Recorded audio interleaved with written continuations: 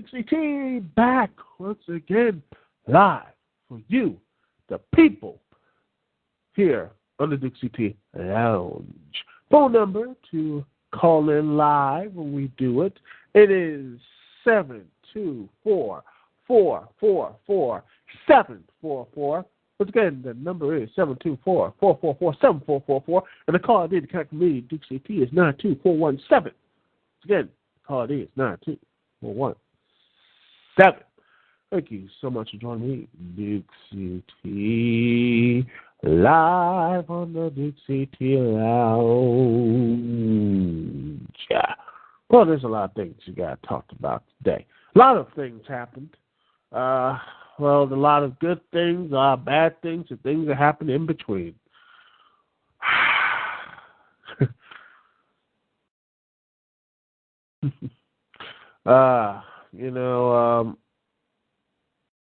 First off, I have to give rest in peace to the Ultimate Warrior, a person who changed the industry, who may not have been the greatest wrestler of all time. Hell, he only did 5 moves or what have you. His promos were, out there, but he had that energy, he had that other type of charisma that you were brought into. And he was just as popular, if not as popular, as Hogan. Hell, in some cases, he dwarfed Hogan's in his zenith, which is amazing to think that. Hogan, Macho Man himself, as great as he was, Macho Man didn't achieve that how far as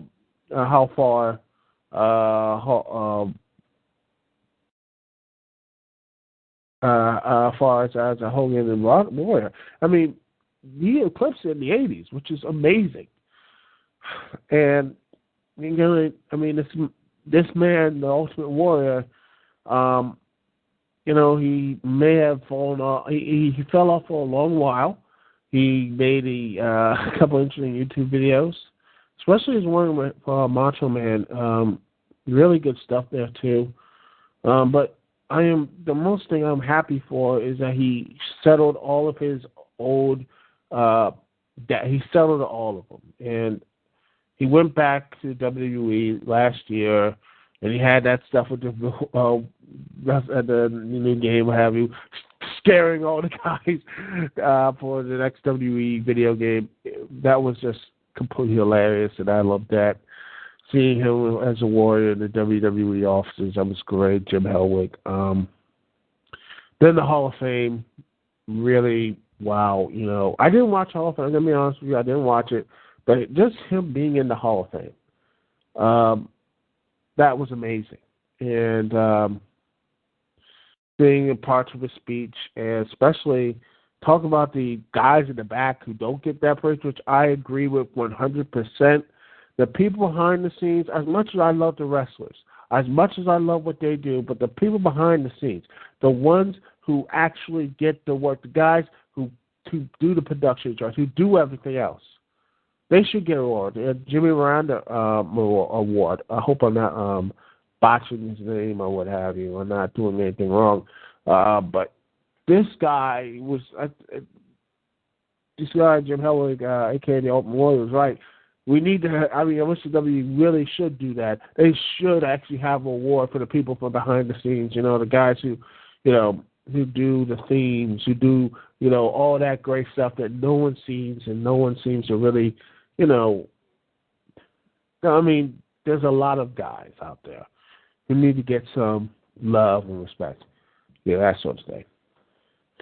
And then Monday Night Raw, he gave his big speech, and it just seems like when you look at hindsight, maybe he knew and he found out when he died of natural causes. I don't want to talk about Nancy Grace or what have you. That thing, to me, it's all been raked over the coals, and I'm not going to give her any type of day. In fact, I already said my piece. I did a couple of friends of mine or what have you. I talked about her and her misgivings as a reporter. I'll give the link in the description.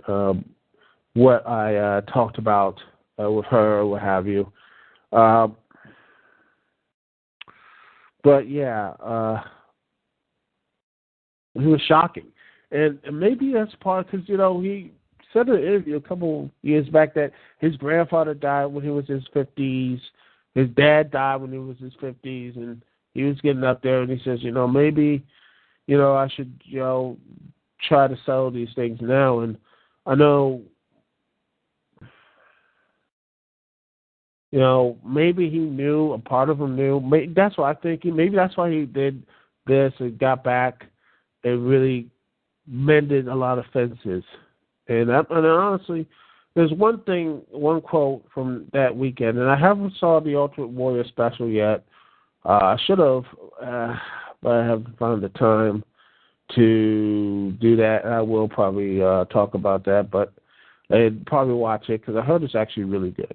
And I think you see, Sprue said they saw Vince have a very emotional moment. But I remember this one quote that I think Triple H saw Vince McMahon say to Ultimate Warrior. He told him that, I always loved you.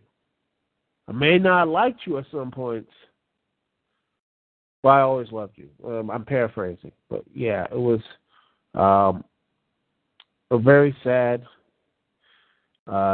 day. I was like, again, I was just in shock. Just he was there and now he's gone. Never know. You never know, people. You never know when it's, you got to check out. It's sad. Yeah. But also, I don't want to drag too much in the negatives, but we got to talk about some of the positive stuff. Daniel Bryan is the new WWE World Heavyweight Champion. You have Cesaro winning the stuff at WrestleMania. It was a really interesting moment in WrestleMania. Eric Young and TNA won the world title. I'll get more into that and what direction of that. To me, that's a good thing, personally. I'll get more why I think that's a good thing later on in the show. But, we're going to be fine, people. Storm crowds come and they go. And honestly, when they do go, there's always going to be a silver lining in this, And, we've been through a lot, as wrestling fans this year and all this other stuff, the celebrity deaths and people, what have you. But we will make it through. We are indelible like that. Whatever bad story there is, there's always there's 10,000 people out there. Again, we are. I just reminded of a quote of a quote from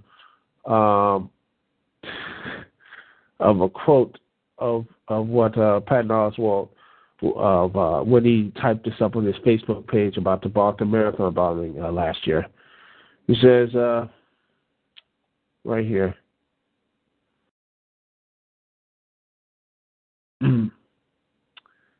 I remember when 9/11 went down. My reaction was, well, I had it with humanity. But I was wrong. I didn't know what's going to be revealed to be behind all this mayhem. One human insect or poison mass of broken psychopaths.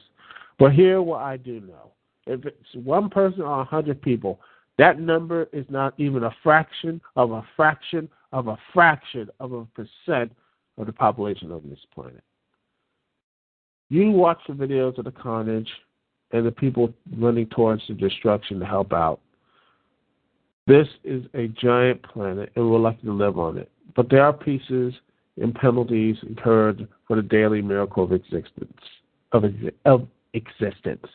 One of them is every once in a while, the wiring of a tiny sliver of the species gets snarled and dare pointed towards darkness. But the vast majority stands against the darkness and, like white blood cells, attacking a virus. They dilute and weaken and eventually wash away. the evildoers, and more importantly, the damage they would wreak. This is beyond religion or creed or nation. We would not be here if humanity were inherently evil. We had eaten ourselves alive a long ago. So when you spot violence or bigotry or intolerance or fear or just garden variety, misogyny, hatred, or ignorance, just look in the eye and think the good outnumber you, and we always will.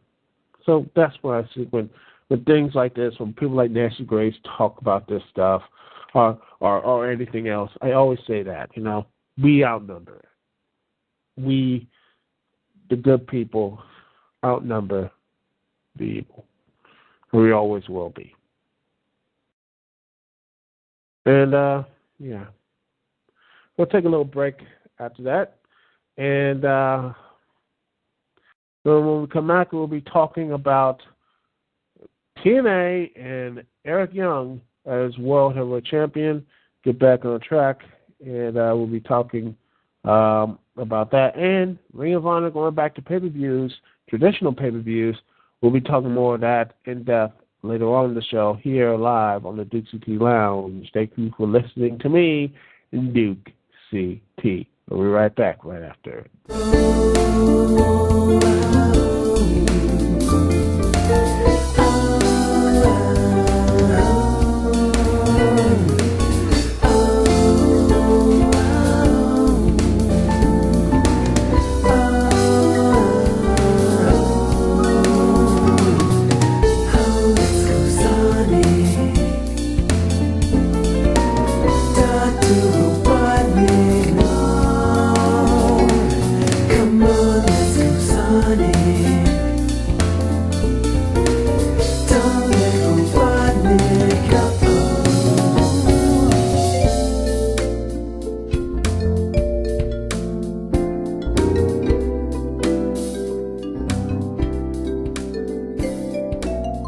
We're back live here on the Dukect Lounge. Your phone number to connect to me, Dukect, is 724-444-7444. Once again, the phone number is 724-444-7444. The call ID to connect to me, Dukect, is 92417. Once again, the call ID is 92417. Oh, this is an interesting little thing here. TNA is, well, a lot of people are getting upset and not really liking what's going on right now. Let's see. Well, you have Eric Young as world champion. I actually like that person. I think the Magnus run has, as good as there was some good stuff here, he wasn't delivering. In fact, I feel like he was just delaying. I mean, to me, the first China run was completely and utterly just bleh. That's what the thing is. He just bleh. Yes, he didn't really do much. I feel like Samoa Joe should have beat him. And if this was the plan all along, I think the best way they should have done it, had Joe beat Magnus and just move on. And heck, you know what they should have done? They should have just had Abyss come back, beat the crap out of Eric Young, and heck, bring back the TV title with Abyss as well. Eric Young beats him as a TV champion and have his moment of sacrifice. Then have EC3 beat him like at Slammiversary, then, have him move on and build himself up, and have, say, Gunner beat him or something like that. So as the next youth move for TNA to really get their guys out there, which I think would be a better statement. I think this would have been a better way to bring some better, to really hype up TNA, because right now, a lot of people, TNA has not really been going well. I mean, they just lost a lot of talent. We all know AJ Styles and Sting are gone. But now that you have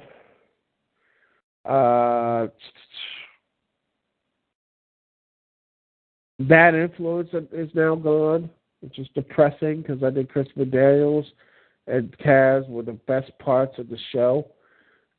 And you have Chris Sabin now gone. Really depressing. I hate that. Chris Sabin is a really good, talented worker.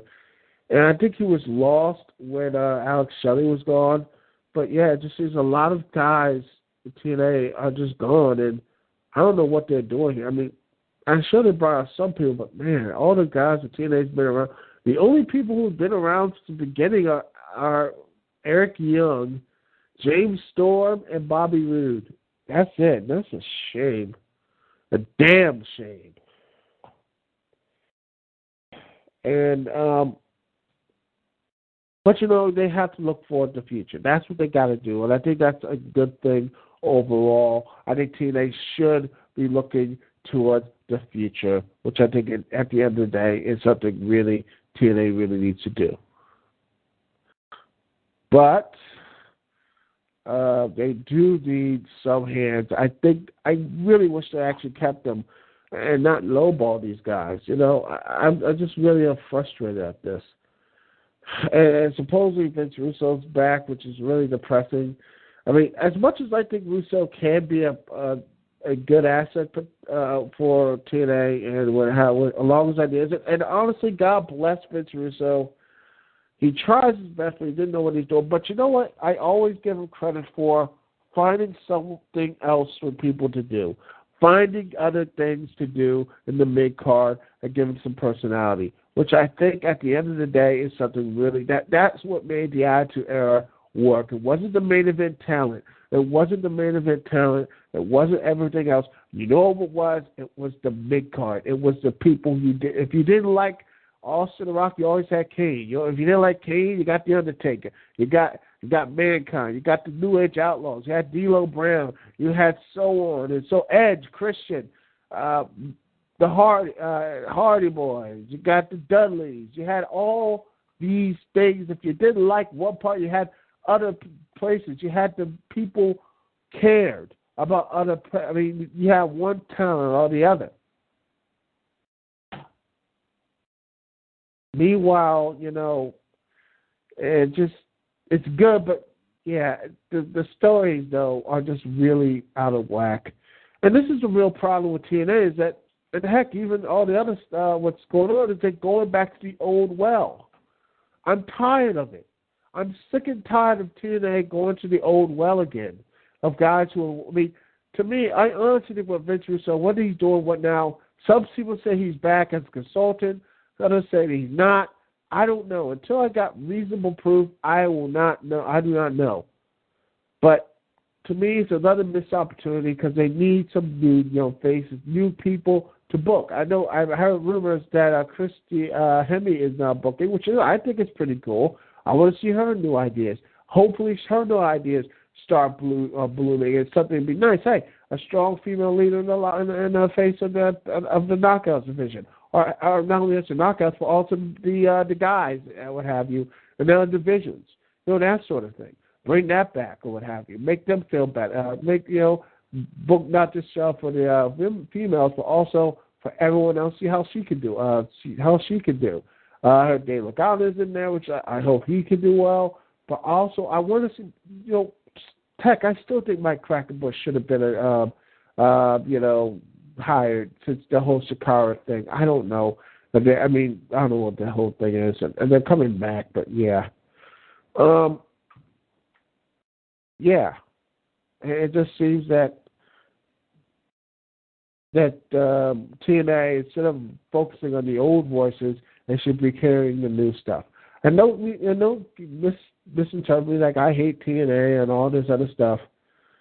But I still think, again, EY is champion, and he had a really good match with Vince with the Monsters Ball. I liked this match. They both have good chemistry with each other.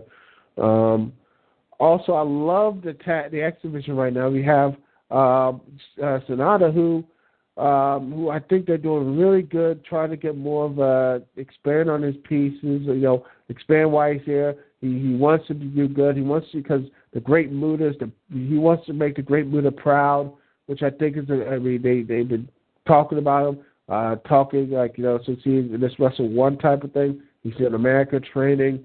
I think, seriously, I wish they could do more stuff like that.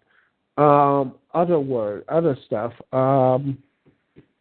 Tiger Uno, I think he's doing pretty well. I like him. Tiger, I wish they could do Tiger and Sonata. I wish they could come back to the team, and I think Sonata's going to win this tournament, this best of three season, which I am enjoying. Hopefully, at Sacrifice, it just makes it something. Or maybe bring Kenny King in this and make it a triple threat, which I actually be really intrigued and see how this goes, and maybe get a new feud with Sonata with this as well, cutting into Slammiversary, Destination X. Heck, I mean, you could build this thing up as Sonata wanted to prove himself, like he wants to do option C and become the new World Heavyweight Champion. Hey, that would be nice. Or Kenny King does this as well. That could be really interesting if they really want to go that far, or have someone really come close and not win. Sonata would be a really good story to tell, but or you can have Kenny King do that. Kenny King to have that storyline. I don't know if they're going to actually cash in would it be an automatic win, or will it be someone's going to eventually lose? I don't know what you're going to do here as a long-term booking, but it does seem very interesting, which I am interested. The tag division, they need some work. Quite honestly, I don't know why the heck the Young Bucks, TNA fired them. I have no idea why they got rid of them or released them. To me, it's the dumbest thing I did. I'm surprised they haven't got, the WWE hasn't called them up, which honestly, they need help with their tag division. I mean, and I don't want to throw stories like, the tag division's doing fine. Really? I mean, the Shield, yeah, that's it. The Wyatt family, I mean, when's the last tag match they've been a part of? Rowan and Eric Rowan and who's that other guy? Gosh, dang it. I know Bray Wyatt, Eric Rowan, and the other guy. Let's see, it's gonna bother me all day. Let's see, it is Eric Rowan, Luke Harper. Yes, Eric Rowan, Luke Harper. When's the last time those two had a tag team match? When's the last time they actually fought in a tag team division? Let's see. What else? I mean, the Usos? When's the last, and again, the Usos. They're not really a main part of the storylines anymore. They're just there. And I guarantee you they will be in the pre-show of Extreme Rules. I guarantee. And don't be surprised they might lose the titles later. And they're like, well, maybe they weren't over. Or maybe if you actually built them as over and actually start to care about the Usos, maybe, just maybe, people will start caring about them. And maybe another thing, have them spruce up their mic skills, because good Lord, they are probably one of the worst guys who they can't have no mic to save their lives. Seriously. All they say, the best thing out of their mouth is, when y'all say oos, y'all say oh. That's the best part of their mic work. That's it. Everything else is just yeesh. They just jumble around. They sound as bad as me talking right now. It's just rambling incoherently and have no real point, which is basically 90% of my content on YouTube, Blip, or what have you. Anyway, that's my main point. Yeah, they need to resign the Young Bucks. And what else? And I talked to Futo said also TWDK. I don't know what tag. I saw one match from them. It was 2012. They looked pretty good, but I really think they need TNA. Hey, you know what? Red Titus is in this stupid little mask get up. I don't know what they're going to start. I don't know. Bring him. I truly think I think they should just have him just leave ROH and reform with Kenny King, the All Night Express, reform All Night Express, and have the greatest manager that ever lived, and have them run Rush out on TNA. I have no problem with that. Hey, Austin Aries is the greatest manager that's ever lived. Come on. You guys, you want to see that? Come on. Red Titus. Come on, guys. Come on. Wink, wink, nudge, nudge. But overall, though, I really think it would be very interesting. Overall, actually, TNA seems more interesting to me right now. Yeah, but overall, I think TNA needs some little bit of help, and I'm hopeful in the next couple of months they will finally get that direction and that identity. Yeah, that's just my personal opinion. Anyway, we'll be taking my final break, and we'll be taking a look at Ring of Honor going to pay-per-views, going back to traditional pay-per-views. Right after this, live here at the Dukect Lounge. Thank you for joining me, Dukect, here on TalkShoe.com. We'll be right back right after this.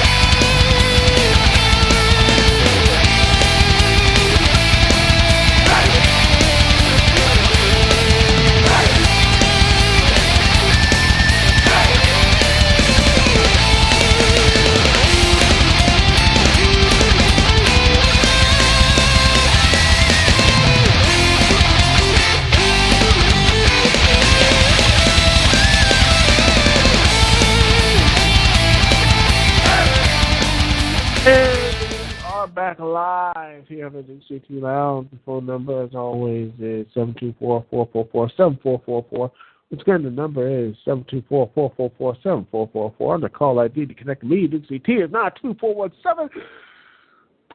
The call ID is 92417. Remember, chat rooms unlocked. You can look at the chat, all that good stuff. Also, and don't worry, people, I will be downloading this thing, doing all this type of video recording software, and putting it up on my Blip, YouTube, Screwtack, every place in the entire interwebs that you can hear this little message or what have you. So, no worries, boys and girls. This thing, just because you might miss the live thing, doesn't mean you miss my YouTube voice here. Live here on the Dukect Lounge. All right, now, Ring of Honor. Now, I gotta say this. I have very much an interesting. I like Ring of Honor. I like Ring of Honor because they're a very interesting product, and I was a big fan of theirs. When the internet pay-per-view started watching, I was like, "Oh, it's great." Then the productions values started to go haywire. And holy crap, it just died. And I just I stopped ordering the pay-per-views to a point that's like, you know what? Why should I order a pay-per-view when it's just saying that, it's crashed every 5 to just to say, yeah, it keeps crashing and crashing, all these other pay-per-views, which no one seems that in Ring of Honor, no one sees how to get working. But meanwhile, you have stuff like, say, Shikara or $5 Wrestling or, Dragon's Gate, what have you. They can still do it at pay-per-views just fine, but yet to stream and Go Fight Live or whatever they did, they failed and failed so hard. And, well, guess what? Now they say we're not going back to internet pay-per-views, but starting on Best in the World. Ring of Honor is going back to territorial pay-per-views, ladies and gentlemen. They're going back to the pay-per-views that the WWE and TNA have basically started saying to shake the dust off and leave. In fact, let's be completely honest. If you're not WWE, you're not going to make a lot of money on pay-per-views. I mean, it's just a foregone conclusion. UFC makes a ton of money. Boxing makes a ton of money on pay-per-views. But pro wrestling, unless you're the WWE and it's WrestleMania, you don't get 1 million buys. In fact, at best, you get at least after 1 million at best. People, and I've said this on the video talking about this, and I'll say it again. The only time that the WWE gets the majority of people that content, even the best Monday Night Raw, the best Raws, what have you, 3 or 4 million people, only 100,000, maybe 200,000 plucks down to $50, $60 to buy a pay-per-view event, or now what they call special events. And WrestleMania, $70, only 1 million people do that. 1/4 of their audience buys their pay-per-view. And it just goes lower and lower every year. I mean, after WrestleMania, just the drop is immense. And with the WWE Network, which is basically $60 every 6 months. I mean, what's the point of watching it? What's the point of watching a pay-per-view, ordering stuff where I can just get a pay-per-view? It's only like $10. I can watch the entire, at best, $120 versus that's average 2 regular pay-per-views for WWE. I can get that for an entire for $10. That's $120. That to me is worth it. That's worth it to me to buy $10 a month for an entire year. That's worth it for me. Yes, it is. And TNA, I looked at that for, it cost me $44 to order lockdown. I'm like, nope. I don't know why the heck they would do that. Even the booking's good. I mean, that's $44. And quite honestly, it just really is. There's not enough content in the world in TNA, and it's not their fault, is that it's not worth $44. In an economy this bad, and it is very stagnant and bad and terrible right now, you can't ask for people to charge $44 to watch a show, pay-per-view event, what have you. And how much does Ring of Honor, this basically a nowhere company, I mean, they're not on a national syndicated show, TNA Impact.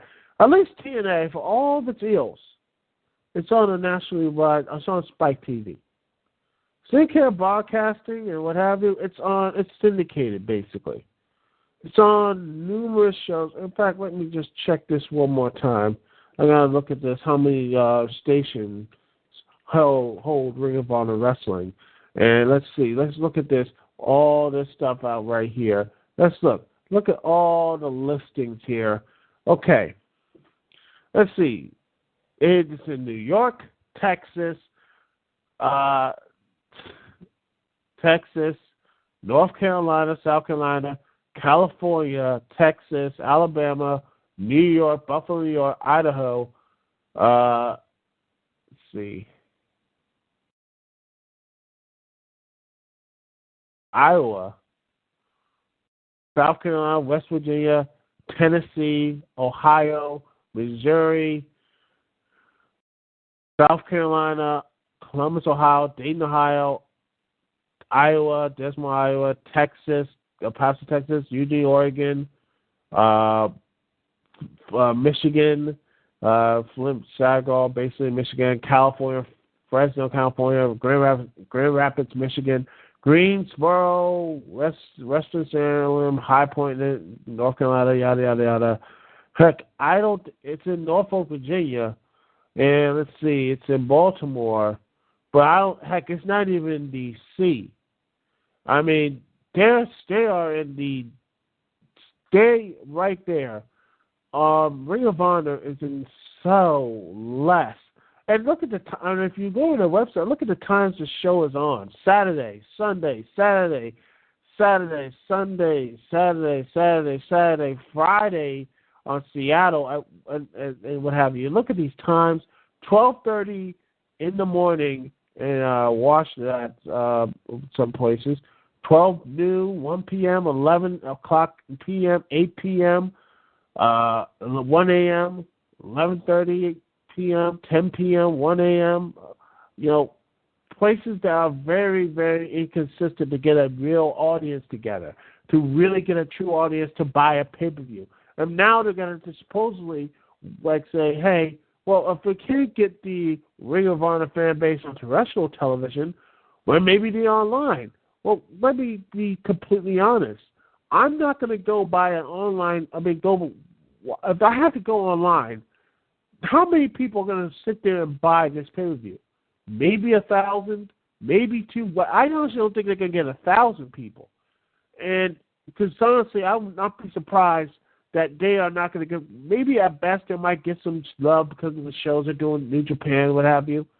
But I would not be surprised that this thing will not even get up to 1,000. Oh, I honestly don't think they might even get close to TNA. I honestly think they might get at best maybe 400, maybe 500 people do this these pay-per-views.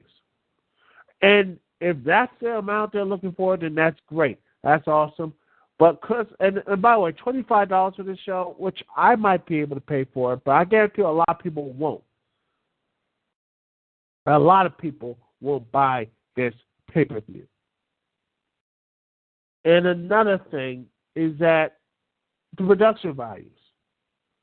The production values will matter because if they can't get their stuff on the internet show, what makes you think they can actually do live pay-per-views? Because they did this once before. They take the stuff and then did the pay-per-view or what have you. I honestly think if they can't do internet pay-per-views, what makes you think they can do this? What makes you think this? I'm talking to you all, you Ring of Honor fans. What makes you think they could do a live, 100% live show? I'm asking you right now. I don't think they can do it. I don't think, I hope I'm wrong. I am hoping I'm wrong like I was with the WWE Network, which, by the way, the WWE Network were clean as a whistle at WrestleMania for the most part. But I hope I'm wrong, ladies and gentlemen. I'm praying I'm wrong. I'm wrong about this. But if Ring of Honor, this could be a nail in its coffin. This right here. Because if they don't get this right, quite honestly, what's the hope out there? If they can't get live television stuff right, then they're just, seriously, then they're just another indie. And they're just another indie. Hell, I wouldn't call them that because they can't even get in their pay-per-views right.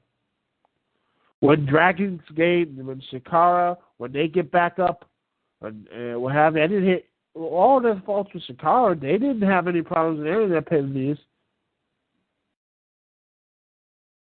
They didn't. And if they can't get their stuff right, quite honestly, Ring of Honor might be heading to the sticks, and quite honestly, they have no one to blame but themselves. It doesn't matter how much the talent is. It doesn't matter how good it is, or how great the booking is. It doesn't matter. If you can't produce a live television show that is actually competent, if you cannot produce a competently run live event on television, internet, pay-per-views, or what have you, then you do not deserve to be called a wrestling company.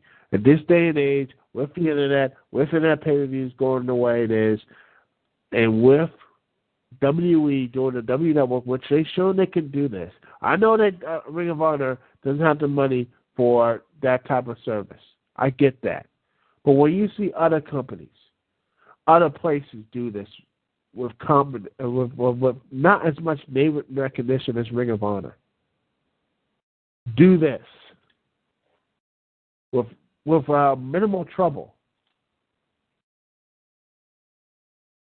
and Ring of Honor can't do it, then what does that say about Ring of Honor? What does it say about one of the landmark companies that started in 2002. What does that say about the production values? What does it say about Sinclair Broadcasting?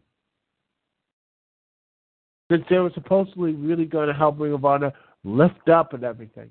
They were like, yeah, this is going to make Ring of Honor seem great. How's that working out for you?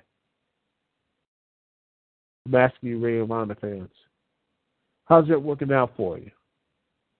You have your AJ Styles, you have all this stuff, you have the great booking, but no one's here to watch it.